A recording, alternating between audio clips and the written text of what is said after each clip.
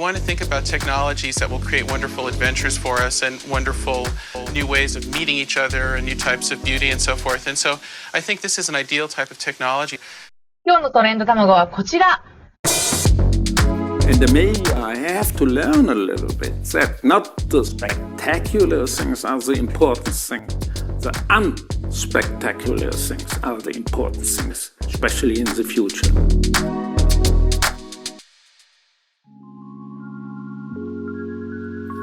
Hey, my name is Diego. I am a XR product manager, and my channel, Hololinked, is all about business, technology, and design in the XR industry. Now, as you can probably tell, I'm quite into head-mounted displays. In addition to my collection, which is actually a little larger than this, I've played around and tested many HMDs, worked with quite a few of them, and even designed my own. There is nothing harder to design than an HMD. It is the ultimate wearable, literally a computer that you wear on your face, which our faces are incredibly sensitive, diverse in size, shape, and proportions, and arguably the most personal part of any individual.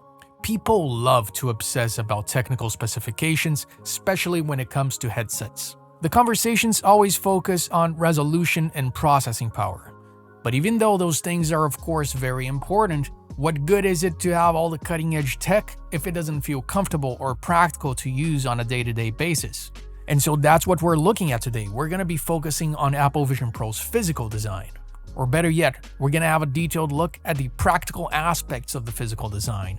And as we go through it, we'll be exploring design considerations made by Apple when it comes to things like form, function, and materials, and I'll be drawing parallels between Vision Pro and other headsets. Oh, and I'll also be making a few predictions, not only when it comes to this first Vision Pro, but future generations as well. So let's start with the most important part of any product, the front, or in the case of an HMD, the faceplate.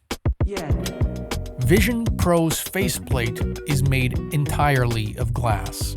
And glass, wouldn't you have guessed it? Well, it's heavy.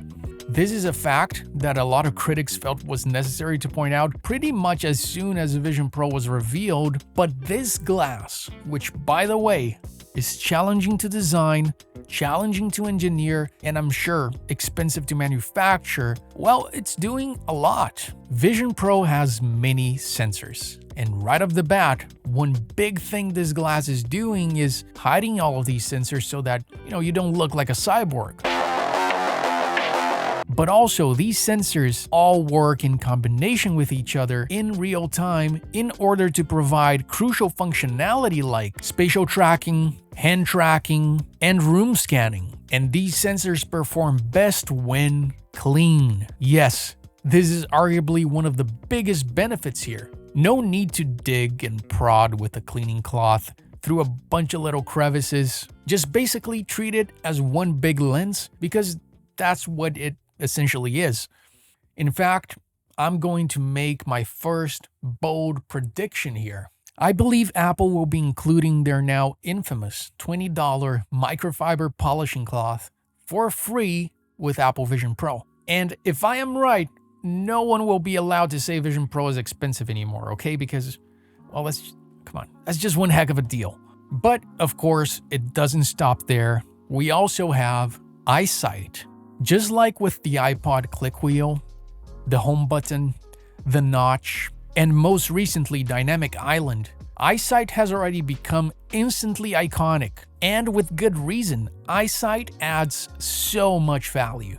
Vision Pro is an everyday lifestyle and productivity device, and while it is engineered to immerse you, it is designed to not isolate you. And an important part of not being isolated is being able to be seen and understood by other people. Human faces have over 40 muscles which serve the purpose of communicating precise and complex emotions. Eyesight not only partially preserves that information, but in addition, it also informs others of when a user is in mixed reality mode versus when they are immersed in virtual reality and, aren't aware of the outside world. So it really acts as a safety feature as well. The craziest part about it, though, is that those are not even the user's eyes. Eyesight emulates expressions through a digital representation of the user that is created using Face ID technology. Have you guys seen this, by the way? Check this out.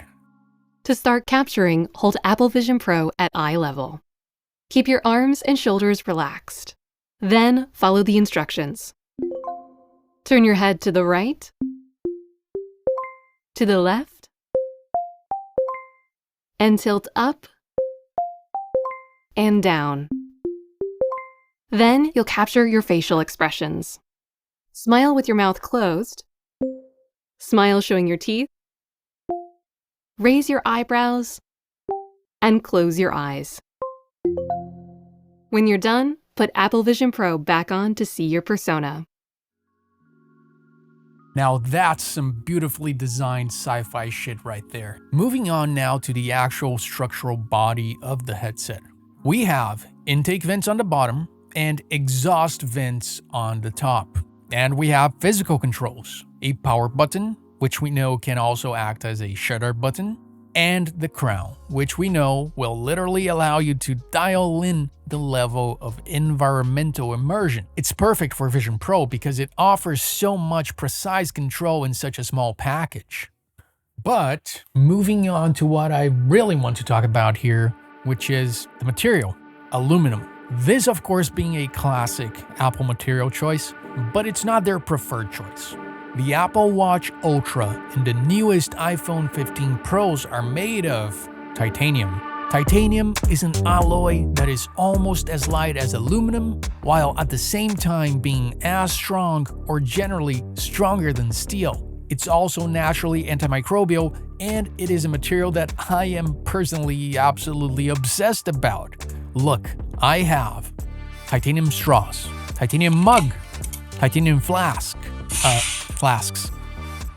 a titanium spork, tiny titanium cups, titanium glasses. I even have this titanium jacket. Well, it's kinda titanium colored. And yes, now the iPhone 15 Pro. But that's it, I think. No, shit, wait, I have this titanium cutlery and titanium chopsticks. Anyway, yeah, titanium is one of my favorite materials, and it really does look like Apple shares in this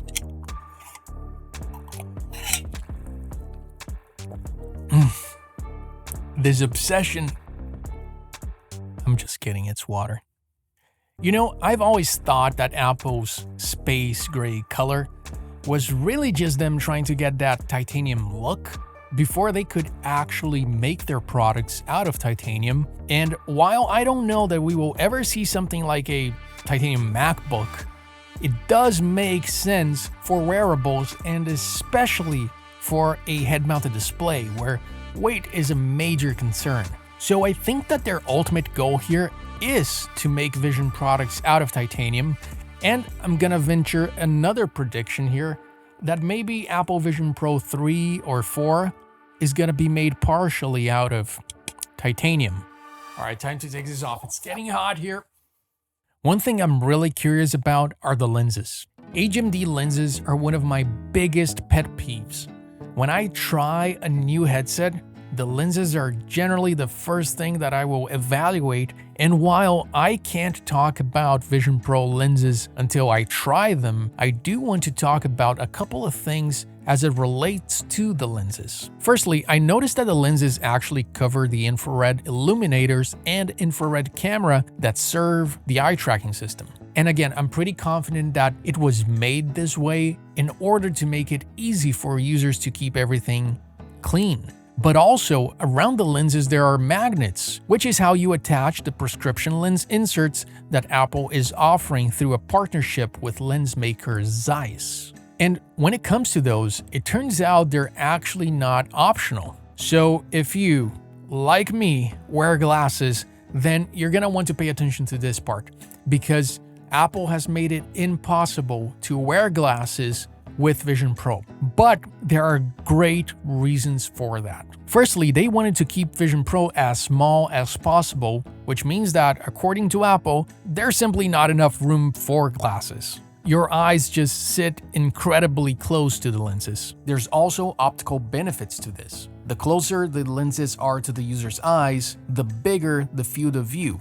But regardless, Apple says that their eye tracking system wouldn't work with glasses anyway because the path of the infrared light would be altered by the lenses on the glasses and it would mess with the system. Now, I've tested a fair number of eye-tracked HMDs, including the Vario XR3, which is state-of-the-art. And from reports I've heard, it's pretty evident to me anyway that Vision Pro's eye tracking is more precise than even that. So it makes sense that a system that would be more precise would also be more sensitive and would require less interference. And I'm sure there's someone who's gonna say, oh, on other headsets you can wear glasses, so that's better. But is it really? Like, that's not something that's always doable, and even when it is, it actually kinda sucks. Working in this industry, I've had the pleasure of putting HMDs on a number of human heads. And sometimes people have glasses with, those large, bulky frames that simply can't fit. In fact, they don't even need to be that bulky at all, and even when they do fit, it's not that comfortable. It creates pressure around the temples and behind your ear, and as your face sweats inside the headset, the frames just start sliding around. It's pretty horrible. Also, now you have 2 sets of lenses that you need to keep clean, and, well, you're pretty much guaranteed to get both the lenses on the HMD and the glasses scratched unless you buy or 3D print a lens bumper like this one. So, as someone who wears glasses, and my glasses are like super thin and light, by the way. Again, they are titanium and they fit in every headset I've tried. I can confidently say that this is a much more comfortable, more practical, and more elegant solution.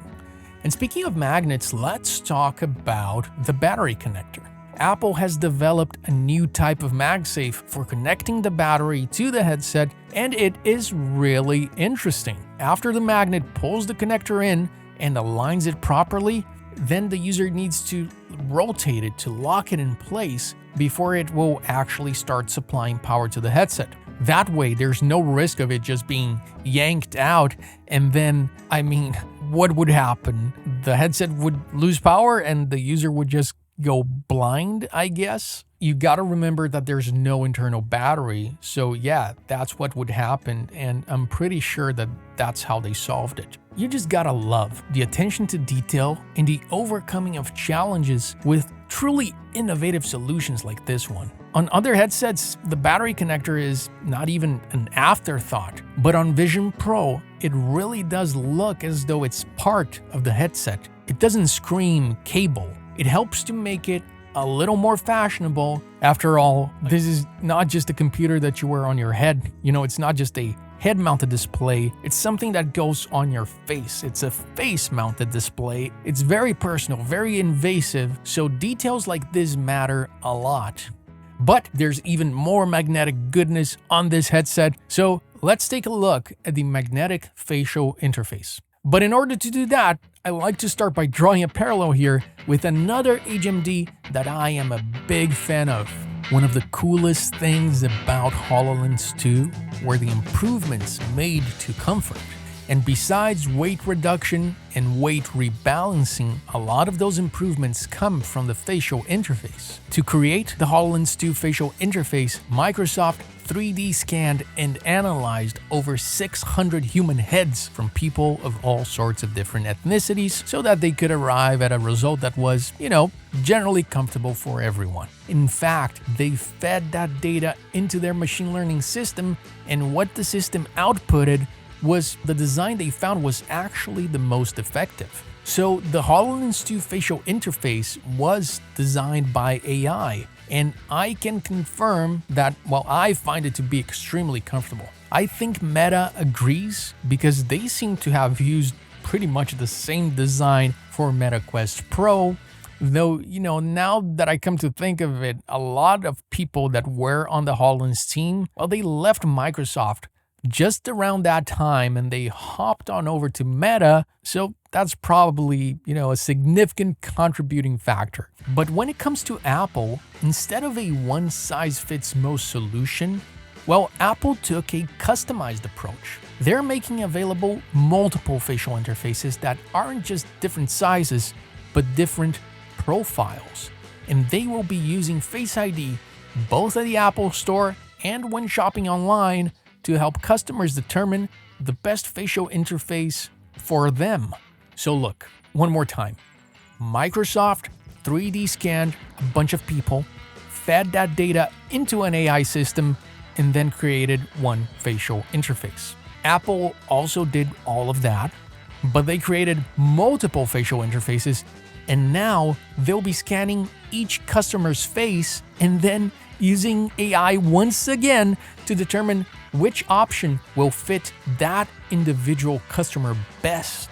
Very impressive. And that's not even the greatest part about this facial interface. Listen, the greatest part is that this facial interface is made almost entirely of fabric. And again, look, this is absolutely not something that is easy to achieve. This is a part that is challenging to design, challenging to engineer, and I'm sure it's also very expensive to manufacture, especially when you're making multiple different models. And look at this part. It looks to be made out of rubber and these hinges.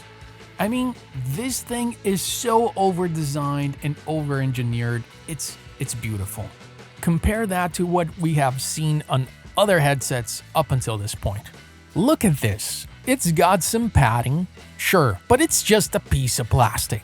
It's not very adaptable to your face, and you gotta remember, our faces, well, they move constantly. You don't stop making facial expressions just because you're wearing a headset. In fact, you're probably going to be making even more facial expressions. In short, Vision Pro's custom facial interfaces will fit users' faces better, they will eliminate light leakage, they will adapt dynamically to their facial expressions, and ultimately, they will contribute towards users forgetting that they're even wearing a headset. There's also the headband, of course, and it is also very interesting. If you pay attention to how Apple presents Vision Pro in their marketing materials, you will note that there is great emphasis placed on the headband. Like the rest of this headset, it is unlike anything we've seen before. I mean, just look at this cool little knob. Have you ever seen anything like this on any other headset? Rotating it causes this orange string to retract, which tightens the band in a way that makes it conform to the back of the head. It's such a sophisticated design. Simple in principle, executed to a high quality, superior in performance. It's just so much better than having to reach around the back of your head. And again, this is 3D knitted fabric, not plastic, fabric. All the parts of this headset that touch the user, that touch their very sensitive, nerve-dense face are fabric. Again, compared to other headsets with their hard shell designs. This is something that has always bothered me with the Quest Elite strap, for instance. I mean, it's an expensive upgrade, but it feels like a downgrade in some ways. Like, yeah, it's the more comfortable option, all things considered, but it's also a lot more burdensome to put on, to take off, and especially when it comes to portability, it's a straight downgrade. And portability is very important for those using this for business and when traveling, which we know are some of Apple's targeted use cases. And just like with the facial interface, Apple says the headband will also be available in different sizes, which is why you can easily detach it using this little buckle system. But there's something I want to advise against when it comes to that. Just like with the Quest Elite strap, going for the extra / pricier option isn't always an upgrade. So although there are already companies looking to make third-party headbands for Vision Pro, you'd be wise to thread carefully and realize that things like this are shameful propositions. I mean, look at this concept here, made of leather. Of course, someone had to go and make one out of leather, right? But what does that mean? Well, that means that it's way more slippery, that it's rigid, that it doesn't conform as well to your head, it doesn't have elasticity, it's not as breathable, and of course, it costs you more money. It's a straight downgrade. And very importantly, let's not forget, this is an animal's skin. Something that, they would very much miss if it were not for the fact that they're dead. So instead of that, how about we just stick with the smarter, more sustainable, death-free, pain-free, high-technology, 3D knitted, Apple-engineered, Apple-designed option? In any case, if what you're looking for is more comfort, then Apple will be offering this optional top band as well, which of course improves the distribution of weight. Even this, it's so simple, but it's so good. No more of what I call the Moses hair split. It's just one of those things that makes you wonder, why hadn't anyone thought of this yet? And so I guess here's another prediction. Sit back and watch as other brands rush to shamelessly copy this clever design. Man, what can I say? When you combine eyesight with the custom prescription lens inserts, the custom facial interface profiles, and the custom-sized headbands, what you get is a custom tailored fit that makes your experience the best that it can be and at the same time doesn't strip away your identity.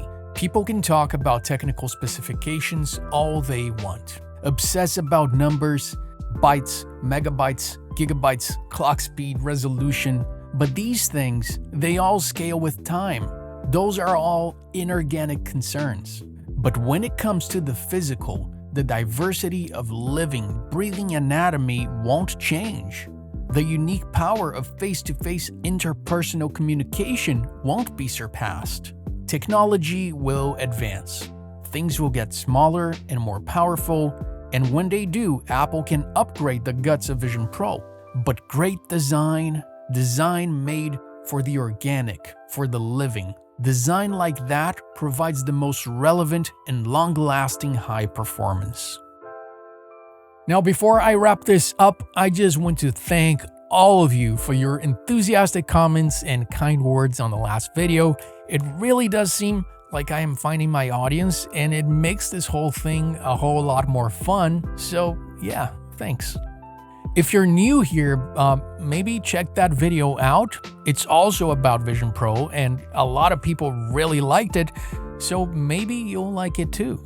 Just click on it at the end of this video, but as for this one, give it a like if you liked it, drop a comment, subscribe for more XR industry insights, and in case that you didn't like it, but you're still here for some reason, what can I say? No refunds. Thanks for watching, and don't forget to unlink.